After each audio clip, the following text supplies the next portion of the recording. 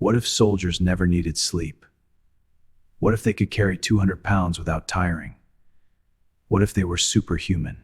For decades, the Defense Advanced Research Projects Agency, DARPA, has been working on a secret project. Not a new weapon, a new kind of soldier. The modern battlefield pushes humans to their absolute limits. Heat, cold, altitude, sleep deprivation, information overload. But what if we could push those limits further? What if we could engineer humans to go beyond?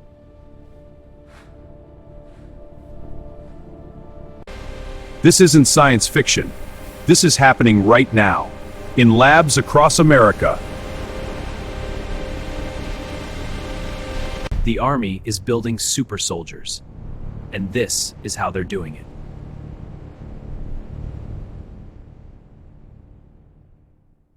It starts with a pill that keeps soldiers awake for 72 hours straight.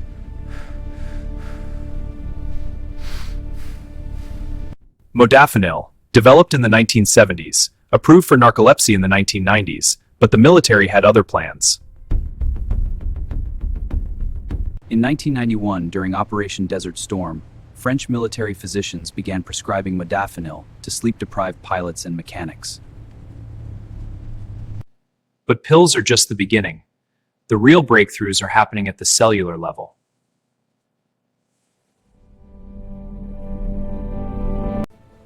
DARPA has dozens of active programs aimed at one goal: enhancing human performance beyond natural limits.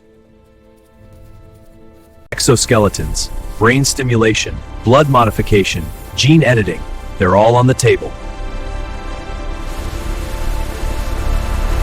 Some of these programs are already in testing. Some are decades away. All of them are real.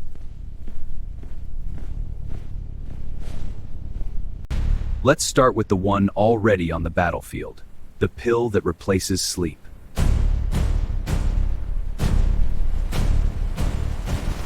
Modafinil, 200 milligrams. One pill can keep a soldier alert and focused for 24 hours or more. It works by increasing dopamine in the brain. Not as powerful as amphetamines, but with fewer side effects and lower addiction risk. In military aviation, it's a game changer. Pilots on long missions can stay sharp when their bodies are screaming for sleep. Studies show modafinil significantly improves vigilance during sleep deprivation. Reaction times improve, lapses decrease. At 2 a.m. and 4 a.m., when the body craves sleep most, modafinil keeps soldiers sharp. But here's the fascinating part. Not everyone responds the same way. Your genes matter.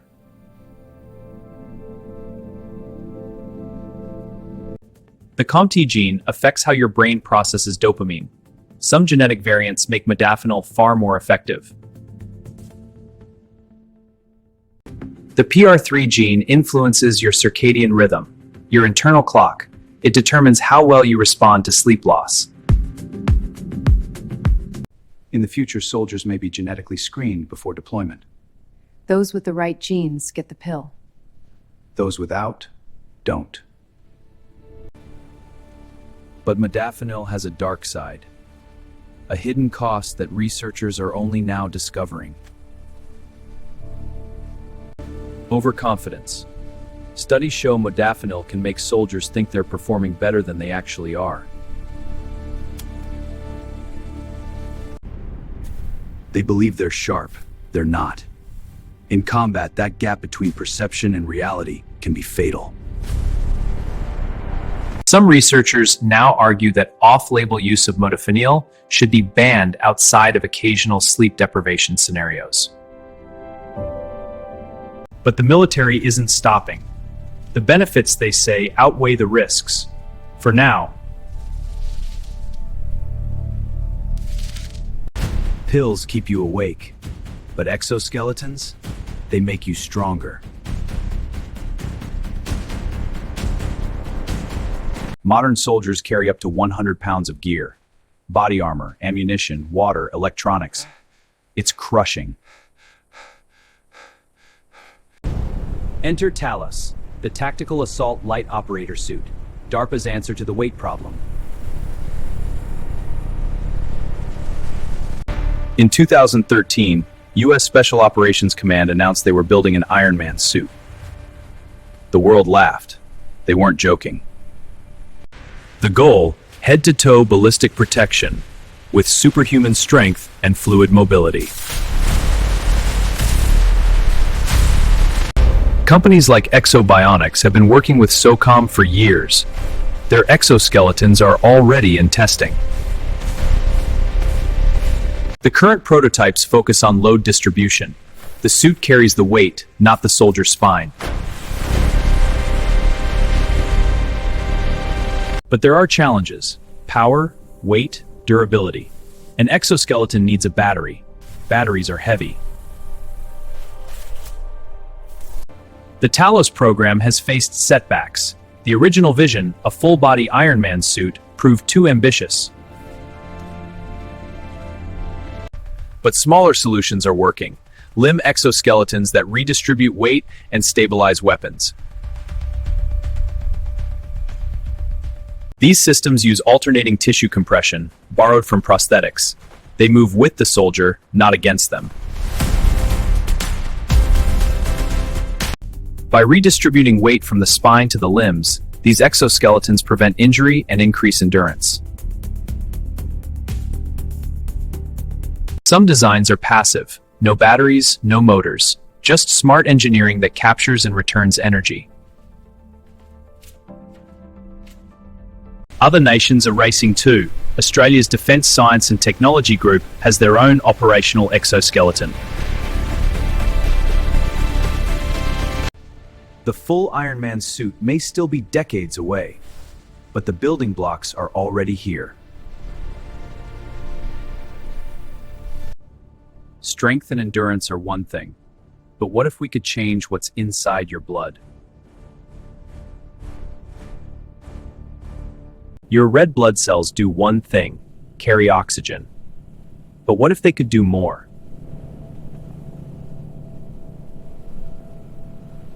In 2024, DARPA launched the RBC Factory program.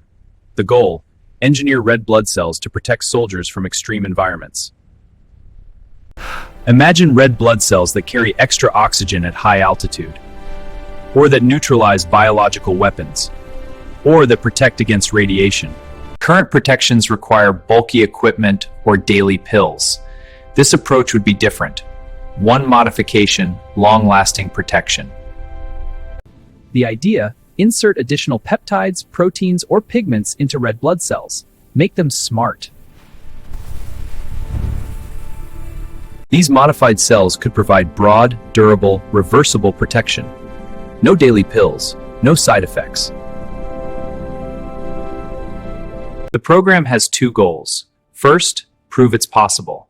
Second, build a medical device prototype that can modify blood cells on demand. DARPA isn't ignoring the ethical questions. The program includes an ELSI plan to address acceptance, equity, and impact. If successful, soldiers could deploy to any environment on Earth, already protected. No acclimation needed. From the Arctic to the desert, from high altitude to deep sea, one modification: universal protection. The program explicitly states: no genetic modification, no transfer of genetic material, safety first. The 21-month program aims to deliver a working prototype by late 2026. The future is closer than you think. Blood hacking isn't about creating super soldiers. It's about protecting ordinary ones.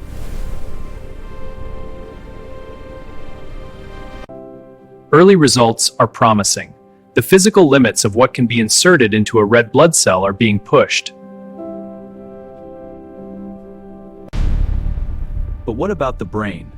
What if we could make soldiers think faster?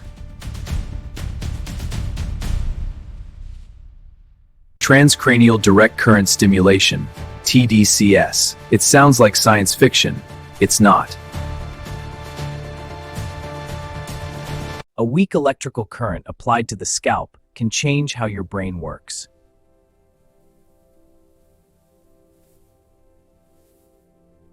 Anodal stimulation excites neurons. Cathodal stimulation inhibits them. Both have military applications. Modern warfare creates cognitive overload. Too much information, too many decisions, too fast. Air traffic controllers, drone pilots, special operators all face the same problem. The human brain can't keep up. Studies on active duty soldiers show promising results. TDCS can improve sustained attention and executive function. Reaction times improve. Accuracy increases. Soldiers perform better under pressure. For female soldiers, the sensitivity index, the ability to distinguish targets from non-targets, improved by 18%. The target is usually the dorsolateral prefrontal cortex, the brain's CEO, the center of executive control. For drone pilots managing multiple aircraft, this could be revolutionary. Better focus, fewer mistakes. But TDCS isn't perfect. Results vary. Stimulation parameters matter, individual differences matter. And there's a darker side. Enhancing one function might degrade another. The brain is a closed system. One study found that anodal TDCS increased risk-taking behavior. In combat, that could be deadly. Would you trade better focus for worse judgment? I have to decide. The military is still trying to answer that question. Pills, exoskeletons, blood, brains. But the most controversial frontier is yet to come. CRISPR-Cas9, the gene editing tool that won a Nobel Prize. It can rewrite the code of life itself. And the military is paying close attention. In 2016, DARPA launched the Safe Genes program. We need new safety measures that don't slow us down. You have brakes in your car, so you can go fast but stop when you need to. One military application, preventing disease. CRISPR-edited mosquitoes that can't transmit malaria. For peacekeeping forces in Africa and Asia, malaria is a constant threat. CRISPR could eliminate it. Gene drives can spread modified genes through entire mosquito populations. One release, permanent protection. Military researchers are already studying this. In 2025, Indonesian defense scientists published on CRISPR for malaria prevention. Editing mosquitoes is one thing. But editing soldiers, that's another conversation entirely. But editing mosquitoes is one thing. Editing soldiers, that's a very different one. What if we could edit genes for strength, for endurance, for resistance to fear? We already know genes like COMT affect cognitive performance. It's not science fiction to imagine editing them. DARPA's Safe Genes program includes ethical considerations, but the technology is moving faster than the debate. There's no international treaty on military gene editing. No consensus on where the line should be drawn. Some scientists warn of unintended consequences, off-target effects, ecological damage, unknown risks. The technology exists. The question is, will we use it? And if we don't, will our enemies? Every enhancement comes with a cost. Every advantage has a downside. Modafinil keeps you awake, but it also makes you overconfident. You think you're sharper than you are. Watch this. Piece of cake. Studies show modafinil users overestimate their performance. In combat, that gap between perception and reality kills. Exoskeletons redistribute weight, but they also add complexity. More things to break, more ways to fail. And power. Batteries are heavy. Run out of juice in the wrong place, and you're carrying dead weight. Blood modification could protect soldiers, or it could have unknown side effects. The long-term impacts are unknown. Even DARPA acknowledges the risks. Their programs include ethical, legal, and societal implication studies. Brain stimulation improves some functions, but it can worsen others. Working memory might improve, risk-taking might increase. One study found cathedral TDCS improved cognitive flexibility, but anodal TDCS increased impulsivity. You don't get to choose. Gene editing can have off-target effects. Cut in the wrong place, and you create new problems. Altering the human germline is a line we must not cross. But the potential benefits for eradicating disease are immense. Once you edit the germline, those changes pass to future generations. There's no going back.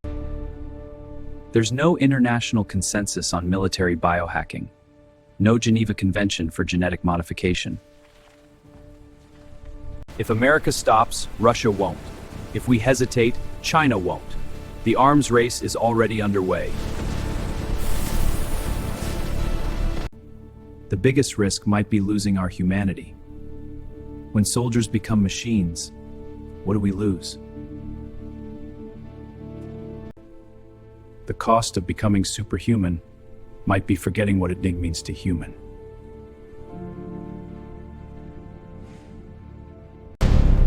So where does this leave us? What is the truth about super soldiers?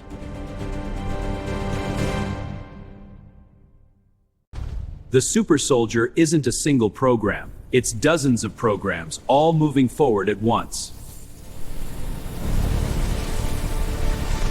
Some enhancements are already here. Modafinil is in pilots' kits. Exoskeletons are in testing. Others are years away. Blood hacking, gene editing, brain-computer interfaces.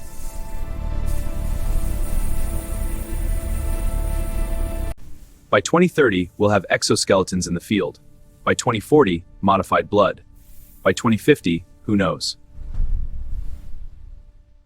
And the rest of the world isn't waiting. Russia has its own exoskeleton programs. China is investing heavily in CRISPR.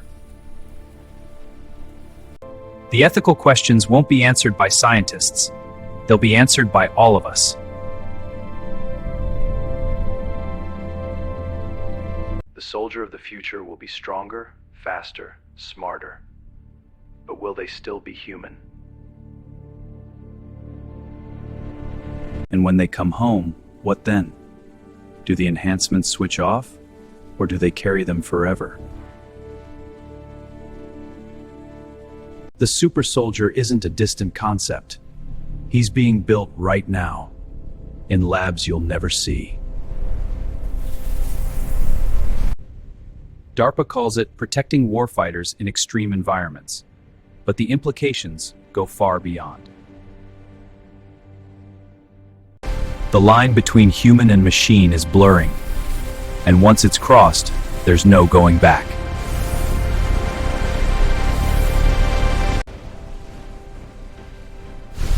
This is the future of war. This is the super soldier. What do you think? Is this progress, or are we going too far? Comment below. Subscribe to Battle Anatomy for more deep dives into military science.